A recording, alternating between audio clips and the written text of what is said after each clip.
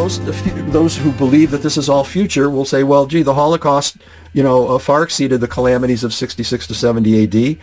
The Great Tribulation could not have occurred there because Jesus said there wouldn't be anything like it before or after. This would be the worst. If we turn to 2 Kings 18, verses 4 and 5, Hezekiah, the chronicler speaks of Hezekiah, king of Judah, and this is around 700 BC. It says, Hezekiah trusted the Lord, the God of Israel, so that after him there was none like him among the kings of Judah, nor among those who were before him. Okay, none like him, all after him or before him, this Hezekiah. 70 years later, regarding Josiah, that same second book of Kings, chapter 23, says, before him, that is Josiah, there was no king like him who turned to the Lord with all his heart and all his soul and all his might, according to the law of Moses, nor did any like him arise after him. Where the chronicler is telling us that Hezekiah was the best, nobody better, nobody after, before or after. Then 70 years later, he's telling us of Josiah and telling us nobody before, including Hezekiah, or nobody after. So what is, who's the greatest? Hezekiah or Josiah? How do we measure? How do we deal with this contradiction?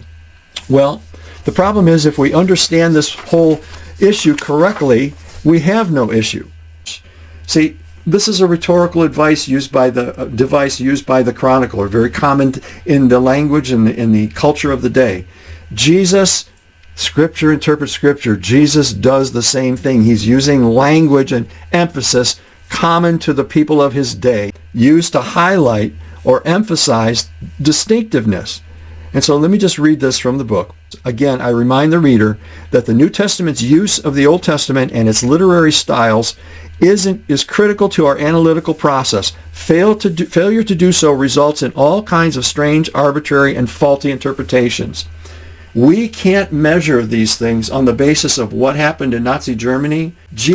We have to use the words of Jesus, how he uses the Old Testament, and a style of speech and a literary device to help us understand what he's saying. And what he's saying is, guys, he's speaking to his disciples, this is going to be something like you never imagined. It's going to be so horrific, so massive. You are going to see your temple, your city come crashing down.